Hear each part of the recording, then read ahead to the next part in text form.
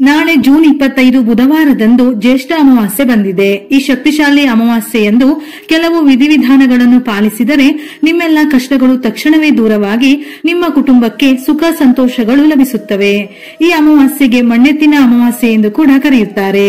ಅಮಾವಾಸ್ಯೆ ಜ್ಯೇಷ್ಠ ಮಾಸದಲ್ಲಿ ಬರುವುದರಿಂದ ಕೆಲವು ಕಡೆ ಜ್ಯೇಷ್ಠ ಅಮಾವಾಸ್ಯೆ ಎಂದು, ಇನ್ನೂ ಕೆಲವು ಕಡೆ ಈ ಅಮಾವಾಸ್ಯೆಯ ನಂತರ ಆಷಾಢ ಮಾಸ ಪ್ರಾರಂಭ ಆಗುವುದರಿಂದ ಇದನ್ನು ಆಷಾಢ ಅಮಾವಾಸ್ಯೆ ಎಂದು ಕೂಡ ಕರೆಯುತ್ತಾರೆ. ಅಮಾವಾಸ್ಯೆ ತಿಥಿ ಸಮಯವು ಜೂನ್ 24ರ ಸಂಜೆ 6:59 ಪ್ರಾರಂಭವಾಗಿ ಜೂನ್ 25ರ ಮಧ್ಯಾಹ್ನ 4 ಗಂಟೆಗೆ ಮುಕ್ತಾಯವಾಗುತ್ತದೆ.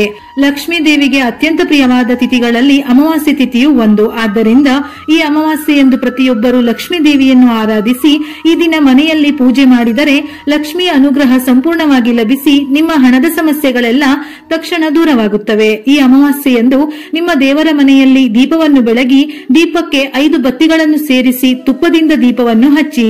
ಅಮಾವಾಸ್ಯೆಯ ದಿನ ತುಪ್ಪದ ದೀಪ ಬೆಳಗಿಸಿದರೆ ಲಕ್ಷ್ಮೀ ದೇವಿಯ ಆಶೀರ್ವಾದ ಬೇಗ ಸಿಗುತ್ತದೆ. ಲಕ್ಷ್ಮೀ ದೇವಿಯ ಅನುಗ್ರಹದಿಂದ ನಿಮ್ಮ ಮನೆಯಲ್ಲೆಲ್ಲ ಸಂಪತ್ತು ವೃದ್ಧಿಯಾಗುತ್ತದೆ. ಹಣವನ್ನು ಗಳಿಸಲು ಒಳ್ಳೆಯ ದಾರಿಗಳು ಸಿಗುತ್ತವೆ. ಜೀವನದಲ್ಲಿ ಹಣದ ಕೊರತೆ ಉಂಟಾಗುವುದಿಲ್ಲ. ಪ್ರತಿಯೊಬ್ಬರ ಆಸೆಯೂ ಈಡೇರುತ್ತದೆ. ನಿಮ್ಮ ಕುಟುಂಬಕ್ಕೆ ಒಳ್ಳೆಯದಾಗುತ್ತದೆ. ನಿಮ್ಮ ಪತಿಗೆ ಆರೋಗ್ಯ ವೃದ್ಧಿಯಾಗಿ ಪತಿಯ ಸಂಪತ್ತು ಕೂಡ ವಿಪರೀತವಾಗಿ ಹೆಚ್ಚಾಗುತ್ತದೆ. ಅಲ್ಲದೆ ಅಮಾವಾಸ್ಯೆಯಂದು ಕಡ್ಡಾಯವಾಗಿ ಓಂ ಶ್ರೀ ಮಹಾಲಕ್ಷ್ಮೀ ನಮಃ ಅಥವಾ ಓಂ ಹ್ರೀಂ ಶ್ರೀಂ ಲಕ್ಷ್ಮೀಭ್ಯೋ ನಮಃ ಎಂಬ ಮಂತ್ರವನ್ನು 21 ಬಾರಿ ಜಪಿಸಿ. ನಿಮ್ಮ ಆರ್ಥಿಕ ಸ್ಥಿತಿ ಸುಧಾರಿಸುತ್ತದೆ. ವಿಶೇಷವಾಗಿ ಈ ಅಮಾವಾಸ್ಯೆಯಂದು ಕಲ್ಲುಪ್ಪನ್ನು ಖರೀದಿಸಿ ನಿಮ್ಮ ಮನೆಗೆ ತನ್ನಿ. ಏಕೆಂದರೆ ಅಮಾವಾಸ್ಯೆಯಂದು ಉಪ್ಪನ್ನು ಖರೀದಿಸಿದರೆ ಲಕ್ಷ್ಮೀ ದೇವಿ ನಿಮ್ಮ ಮನೆಗೆ ಪ್ರವೇಶಿಸುತ್ತಾಳೆ. ಆದ್ದರಿಂದ ಇಂತಹ ಉತ್ತಮ ಅವಕಾಶವನ್ನು ಖಂಡಿತ ಕಳೆದುಕೊಳ್ಳಬೇಡಿ. ನಮ್ಮ ಹಿಂದೂ ಧರ್ಮದಲ್ಲಿ ಕುಂಬಳಕಾಯಿಯನ್ನು ಲಕ್ಷ್ಮೀ ದೇವಿಯ ರೂಪವೆಂದು ಹೇಳುತ್ತಾರೆ. ಹಾಗಾಗಿ ಈ ಅಮಾವಾಸ್ಯೆಯಂದು ಕಡ್ಡಾಯವಾಗಿ ಮನೆಯ ಮುಂದೆ ಕುಂಬಳಕಾಯಿಯನ್ನು ಕಟ್ಟಿ. ಒಂದು ಕುಂಬಳಕಾಯಿಯನ್ನು ಮನೆಗೆ ತಂದು ಕುಂಕುಮದ ಬೊಟ್ಟುಗಳನ್ನು ಇಟ್ಟು ನಿಮ್ಮ ಮನೆಯ ಬಾಗಿಲಿನ ಮುಂದೆ ಕಟ್ಟಿ. ಅಮಾವಾಸ್ಯೆಯಂದು ಕುಂಬಳಕಾಯಿಯನ್ನು ಕಟ್ಟಿದರೆ ನಿಮ್ಮ ಮನೆಯಲ್ಲಿ ಲಕ್ಷ್ಮೀ ದೇವಿ ನೆಲೆಸುತ್ತಾಳೆ.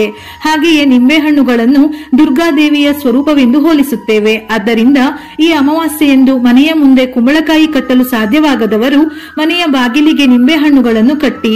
ನಿಮ್ಮ ಕುಟುಂಬಕ್ಕೆ ಬಹಳ ಒಳ್ಳೆಯದಾಗುತ್ತದೆ. ಅಮಾವಾಸ್ಯೆಯಂದು ಮನೆಯಲ್ಲಿರುವ ಪ್ರತಿಯೊಬ್ಬರು ಉಪ್ಪಿನಿಂದ ದೃಷ್ಟಿ ತೆಗೆಯಿರಿ. ಅಮಾವಾಸ್ಯೆಯಂದು ದೃಷ್ಟಿ ತೆಗೆದರೆ ನಿಮಗೆ ಯಾವುದೇ ಕಷ್ಟಗಳು ಎದುರಾಗುವುದಿಲ್ಲ. ನಿಮ್ಮ ಮನೆಯಲ್ಲಿ ಸುಖ ಸಂತೋಷಗಳು ನೆಲೆಸುತ್ತವೆ. ಅದೇ ರೀತಿ ಎಡಗಾಲಿಗೆ ಕಪ್ಪು ದಾರವನ್ನು ಕಟ್ಟಿಕೊಂಡರೆ ನರದೃಷ್ಟಿ ಸಮಸ್ಯೆಗಳೆಲ್ಲ ದೂರವಾಗುತ್ತವೆ. ಹಾಗೆಯೇ ಶಾಸ್ತ್ರದಲ್ಲಿ ಏಲಕ್ಕಿಗೆ ಬಹಳ ಮಹತ್ವವಿದೆ. ಏಲಕ್ಕಿ ಸಂಪತ್ತನ್ನು ಆಕರ್ಷಿಸುತ್ತದೆ. ಹಾಗಾಗಿ ಯಾರು ಹಣವನ್ನು ಸಂಪಾದಿಸಲು ಬಯಸುತ್ತಾರೋ, ಬೇಗನೆ ಶ್ರೀಮಂತರಾಗಲು ಬಯಸುತ್ತಾರೋ ಅಂತವರು ಈ ಅಮಾವಾಸ್ಯೆಯ ದಿನ ನಿಮ್ಮ ದೇವರ ಮನೆಯಲ್ಲಿರುವ ಲಕ್ಷ್ಮೀ ದೇವಿಯ ಫೋಟೋಕ್ಕೆ ಏಲಕ್ಕಿ ಹಾರವನ್ನು ತಯಾರಿಸಿ ಹಾಕಿ. ಒಂದು ಹಳದಿ ದಾರದಿಂದ 21 ಏಲಕ್ಕಿಗಳನ್ನು ಪೊಣಿಸಿ ಲಕ್ಷ್ಮೀ ದೇವಿಯ ಫೋಟೋಕ್ಕೆ ಹಾಕಿ. ಲಕ್ಷ್ಮೀ ದೇವಿ ತಕ್ಷಣವೇ ಸಂತೃಪ್ತಳಾಗಿ ನಿಮ್ಮ ಮನೆಯ ಸಂಪತ್ತನ್ನು ವೃದ್ಧಿಸುತ್ತಾಳೆ. ಇನ್ನು ನಮ್ಮಲ್ಲಿ ಅನೇಕರು ಸಾಲದ ಸಮಸ್ಯೆಗಳಿಂದ ಬಳಲುತ್ತಿರುತ್ತಾರೆ. ಅಂತವರು ಈ ಅಮಾವಾಸ್ಯೆಯಂದು ಕಡ್ಡಾಯವಾಗಿ ಅರಿಶಿನವನ್ನು ಖರೀದಿಸಿ. 5 ರೂಪಾಯಿಗಳ ಒಂದು ಅರಿಶಿನದ ಪ್ಯಾಕೆಟ್ ಕೋಟಿಗಟ್ಟಲೆ ರೂಪಾಯಿಗಳ ಸಾಲವನ್ನು ತೀರಿಸುತ್ತದೆ ಎನ್ನುವ ನಂಬಿಕೆ ಇದೆ. ಇವೆಲ್ಲ ಮೂಢನಂಬಿಕೆಗಳು ಎಂದು ಭಾವಿಸಬೇಡಿ. ಒಮ್ಮೆ ನಂಬಿಕೆಯಿಂದ ಪ್ರಯತ್ನಿಸಿ ನೋಡಿ, ಖಂಡಿತ ಒಳ್ಳೆಯ ಶುಭ ಪ್ರಯೋಜನಗಳನ್ನು ಪಡೆಯುತ್ತೀರಿ. ಅಮಾವಾಸ್ಯೆ ಎಂದು ಹೆಂಗಸರು ಕೂದಲನ್ನು ಬಿಚ್ಚಿಕೊಂಡು ಓಡಾಡಬಾರದು. ಹಾಗೆಯೇ ಅಕ್ಕಿ, ಗೋಧಿ ಮತ್ತು ಪೊರಕೆಯನ್ನು ಖರೀದಿಸಬಾರದು. ವಿಶೇಷವಾಗಿ ಈ ಅಮಾವಾಸ್ಯೆಯಂದು ಮದುವೆಯಾದ ಹೆಂಗಸರು ಆಲದ ಮರಕ್ಕೆ ಅರಿಶಿನ ಕುಂಕುಮವನ್ನು ಹಚ್ಚಿ ದೀಪವನ್ನು ಬೆಳಗಿ. ಇದರಿಂದ ನಿಮ್ಮ ಪತಿಗೆ ಇರುವ ಅಪಮೃತ್ಯು ದೋಷಗಳೆಲ್ಲ ದೂರವಾಗಿ ಸ್ತ್ರೀಯರಿಗೆ ದೀರ್ಘ ಸುಮಂಗಲಿ ಪ್ರಾಪ್ತವಾಗುತ್ತದೆ. ಕುಟುಂಬದ ಸದಸ್ಯರೆಲ್ಲರೂ ಉತ್ತಮ ಸ್ಥಾನಕ್ಕೆ ಏರುತ್ತಾರೆ. ವಿಶೇಷವಾಗಿ ಅಮಾವಾಸ್ಯೆಯಂದು ಮನೆಯ ಯಜಮಾನ ಕಡ್ಡಾಯವಾಗಿ ಬೆಳಿಗ್ಗೆ ತಲೆ ಸ್ನಾನ ಮಾಡಿ ಸೂರ್ಯ ಭಗವಾನನಿಗೆ ಅರ್ಘ್ಯವನ್ನು ಸಮರ್ಪಿಸಬೇಕು. ತಾಮ್ರದ ಚೊಂಬಿನಲ್ಲಿ ನೀರು ಹಾಕಿ ಅದರಲ್ಲಿ ಕೆಂಪು ಹೂವುಗಳನ್ನು ಹಾಕಿ ಪೂರ್ವ ದಿಕ್ಕಿಗೆ ನಿಂತು ಸೂರ್ಯ ದೇವರಿಗೆ ನೀರಿನಿಂದ ಅರ್ಘ್ಯ ಸಮರ್ಪಿಸಿದರೆ ನಿಮ್ಮ ಕುಟುಂಬವೆಲ್ಲ ಆಯುರಾರೋಗ್ಯಗಳಿಂದ ಅಷ್ಟೈಶ್ವರ್ಯಗಳಿಂದ ಜೀವನ ನಡೆಸುತ್ತಾರೆ. ವಿಶೇಷವಾಗಿ ಈ ಜ್ಯೇಷ್ಠ ಅಮಾವಾಸ್ಯೆಯಂದು ಶಿವನನ್ನು ಪೂಜಿಸುವುದು ಬಹಳ ಒಳ್ಳೆಯದು. ಆದ್ದರಿಂದ ಶಿವಾಲಯಕ್ಕೆ ಹೋಗಿ ಶಿವನನ್ನು ದರ್ಶನ ಮಾಡುವುದು, ಶಿವಲಿಂಗಕ್ಕೆ ಅಭಿಷೇಕಗಳನ್ನು ಮಾಡಿದರೆ ಶಿವನ ಅನುಗ್ರಹ ಖಂಡಿತ ಲಭಿಸುತ್ತದೆ. ಅಥವಾ ನಿಮ್ಮ ದೇವರ ಮನೆಯಲ್ಲಿ ಶಿವಲಿಂಗವಿದ್ದರೆ ಆ ಶಿವಲಿಂಗಕ್ಕೆ ಅಭಿಷೇಕ ಮಾಡಿದರೂ ಸಾಕು, ಬಹಳ ಒಳ್ಳೆಯದು. ಈ ಅಮಾವಾಸ್ಯೆಯಂದು ಪ್ರತಿಯೊಬ್ಬರೂ ಕಡ್ಡಾಯವಾಗಿ ತಲೆ ಸ್ನಾನ ಮಾಡಬೇಕು. ಬೆಳಿಗ್ಗೆ ತಲೆ ಸ್ನಾನ ಮಾಡಿದ ನಂತರ ದೇವರ ಮನೆಯಲ್ಲಿರುವ ಕುಂಕುಮವನ್ನು ಇಟ್ಟುಕೊಂಡರೆ ನಿಮ್ಮ ಜಾತಕದಲ್ಲಿ ಅದೃಷ್ಟ ಒಲಿದು ಬರುತ್ತದೆ. ಹಾಗೆಯೇ ಅಮಾವಾಸ್ಯೆ ಎಂದು ಕನಕದಾರ ಸ್ತೋತ್ರವನ್ನು ಓದಿದರೆ ಬಯಸಿದ ಎಲ್ಲ ಆಸೆಗಳು ತಕ್ಷಣವೇ ಈಡೇರುತ್ತದೆ. ಇದು ಲಕ್ಷ್ಮೀ ದೇವಿಯನ್ನು ಸ್ತುತಿಸುವ ಪ್ರಬಲ ಸ್ತೋತ್ರ. ಹಾಗಾಗಿ ಓದಲು ಸಾಧ್ಯವಿಲ್ಲವೆಂದರೆ ತಪ್ಪದೆ ಕೇಳಿ. ನಮ್ಮ ಹಿಂದೂ ಧರ್ಮಶಾಸ್ತ್ರಗಳ ಪ್ರಕಾರ ಬೀರುವನ್ನು ಲಕ್ಷ್ಮೀ ದೇವಿಗೆ ಹೋಲಿಸುತ್ತೇವೆ. ಆದ್ದರಿಂದ ಈ ಅಮಾವಾಸ್ಯೆಯಂದು ನಿಮ್ಮ ಬೀರುವನ್ನು ಸ್ವಚ್ಛವಾಗಿ ಒರೆಸಿ ಬೀರುವಿಗೆ ಕುಂಕುಮದ ಬೊಟ್ಟುಗಳನ್ನು ಇಡಿ. ಪ್ರತಿ ಅಮಾವಾಸ್ಯೆಯಂದು ಹೀಗೆ ಮಾಡುತ್ತಿದ್ದರೆ ನಿಮ್ಮ ಮನೆಯ ಆದಾಯ ಕ್ರಮೇಣ ಹೆಚ್ಚಾಗುತ್ತದೆ. ಅಮಾವಾಸ್ಯೆಯ ದಿನ ಮುಂಜಾನೆ ಬೇಗ ಏಳಬೇಕು. ಯಾವುದೇ ಕಾರಣಕ್ಕೂ ತಡವಾಗಿ ಏಳಬಾರದು. ಇದರಿಂದ ನಿಮ್ಮ ಮನೆಯಲ್ಲಿ ಬಡತನ ಆರಂಭವಾಗುತ್ತದೆ. ಅಮಾವಾಸ್ಯೆಯ ದಿನ ಮನೆಯನ್ನು ಸ್ವಚ್ಛವಾಗಿ ಇಟ್ಟುಕೊಳ್ಳಬೇಕು. ಮನೆ ಶುಚಿಯಾಗಿಲ್ಲವೆಂದರೆ ನಿಮ್ಮ ಮನೆಗೆ ದುಷ್ಟಶಕ್ತಿಗಳು ಪ್ರವೇಶಿಸುತ್ತವೆ.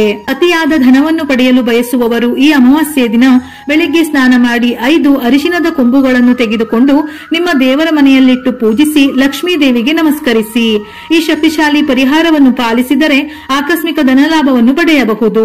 ಊಹಿಸಲು ಅಸಾಧ್ಯವಾದ ಐಶ್ವರ್ಯ ನಿಮ್ಮ ಕುಟುಂಬಕ್ಕೆ ಲಭಿಸುತ್ತದೆ. ವಿಶೇಷವಾಗಿ ಅಮಾವಾಸ್ಯೆಯಂದು ನಿಮ್ಮ ಬೀರುವಿನಲ್ಲಿ ಒಂದು ವೀಳ್ಯದೆಲೆಯನ್ನು ಇಟ್ಟುಕೊಳ್ಳಿ. ವೀಳ್ಯದೆಲೆಗಳು ಲಕ್ಷ್ಮೀ ದೇವಿಯನ್ನು ಆಕರ್ಷಿಸುತ್ತವೆ. ಇದರಿಂದ ನಿಮ್ಮ ಬೀರುವಿನಲ್ಲಿ ಹೇರಳವಾಗಿ ಸಂಪತ್ತು ಬರುತ್ತದೆ. ಹಾಗೆಯೇ ಅಮಾವಾಸ್ಯೆಯ ದಿನ ಅಮ್ಮನವರ ದೇವಸ್ಥಾನಕ್ಕೆ ಹೋಗಿ ನಿಂಬೆಹಣ್ಣಿನ ಹಾರವನ್ನು ಸಮರ್ಪಿಸಿ ಅಥವಾ ಅಮ್ಮನವರಿಗೆ ಪುಳಿಯೋಗರೆ ನೈವೇದ್ಯವನ್ನು ಸಮರ್ಪಿಸಿ. ಅಮ್ಮನವರಿಗೆ ಕುಂಕುಮವನ್ನು ಅರ್ಪಿಸಬಹುದು. ಅಮ್ಮನವರ ಕರುಣಾ ಕಟಾಕ್ಷದಿಂದ ನಿಮ್ಮ ಕುಟುಂಬಕ್ಕೆ ಬಹಳ ಒಳ್ಳೆಯದಾಗುತ್ತದೆ. ಅಮಾವಾಸ್ಯೆಯಂದು ಸಂಜೆ ಸಮಯದಲ್ಲಿ ಒಂದು ಚಿಕ್ಕ ತಟ್ಟೆಯಲ್ಲಿ 2 ಕರ್ಪೂರ ಹಾಗೆಯೇ 5 ಲವಂಗಗಳನ್ನು ಹಾಕಿ ದೀಪ ಹಚ್ಚಿ. ಇದರಿಂದ ಬರುವ ಹೊಗೆಯಿಂದ ನಿಮ್ಮ ಮನೆಯಲ್ಲೆಲ್ಲಾ ಧೂಪ ಹಾಕಿ. ನಿಮ್ಮ ಮನೆಯಲ್ಲಿರುವ ಅಷ್ಟದರಿದ್ರಗಳು ದೂರವಾಗಿ ನಿಮ್ಮ ಕುಟುಂಬಕ್ಕೆ ಅಷ್ಟೈಶ್ವರ್ಯಗಳು ಲಭಿಸುತ್ತವೆ. ಅಮಾವಾಸ್ಯೆಯ ದಿನ ಕ್ಷೌರ ಮಾಡಿಸುವುದು, ಕೂದಲು ಮತ್ತು ಉಗುರು ಕತ್ತರಿಸಬಾರದು. ಒಂದು ವೇಳೆ ಈ ಕೆಲಸ ಮಾಡಿದರೆ ಪಿತೃದೋಷ ಉಂಟಾಗಿ ನಿಮ್ಮ ಜಾತಕದಲ್ಲಿ ಅನೇಕ ಸಮಸ್ಯೆಗಳು ಎದುರಾಗುತ್ತವೆ. ಈ ದಿನ ಕಪ್ಪು ಬಣ್ಣದ ಬಟ್ಟೆಗಳನ್ನು ಧರಿಸಬಾರದು. ಗೋಮಾತೆಯಲ್ಲಿ ಮುಕ್ಕೋಟಿ ದೇವರುಗಳು ನೆಲೆಸಿರುತ್ತಾರೆ. ಹಾಗಾಗಿ ಈ ಅಮಾವಾಸ್ಯೆಯ ದಿನ ಗೋಮಾತೆಗೆ ಬಾಳೆಹಣ್ಣುಗಳನ್ನು ತಿನ್ನಿಸಿದರೆ ಕೋಟಿ ಜನ್ಮಗಳ ಪುಣ್ಯ ಫಲ ಲಭಿಸುತ್ತದೆ. ಜಾತಕದಲ್ಲಿ ಶನಿ ದೋಷಗಳಿರುವವರು ಈ ಅಮಾವಾಸ್ಯೆಯ ದಿನ ನವಗ್ರಹಗಳಲ್ಲಿರುವ ಶನಿದೇವನಿಗೆ ಎಳ್ಳಿನ ಎಣ್ಣೆಯಿಂದ ಅಭಿಷೇಕ ಮಾಡಿ. ಶನಿ ದೋಷಗಳೆಲ್ಲ ದೂರವಾಗಿ ನಿಮ್ಮ ಜಾತಕದಲ್ಲಿ ಅದೃಷ್ಟ ಒಲಿದು ಬರುತ್ತದೆ. ವಿಡಿಯೋ ಇಷ್ಟ ಆಗಿದ್ದಲ್ಲಿ ಮರೆಯದೆ ಲೈಕ್ ಕೊಟ್ಟು ನಿಮ್ಮವರಿಗೆ ಶೇರ್ ಮಾಡಿ. ಇದೇ ರೀತಿಯ ಮನಮುಟ್ಟುವ ಉಪಯುಕ್ತ ಮಾಹಿತಿಗಳಿಗಾಗಿ ಮತ್ತೆ ಭೇಟಿಯಾಗೋಣ.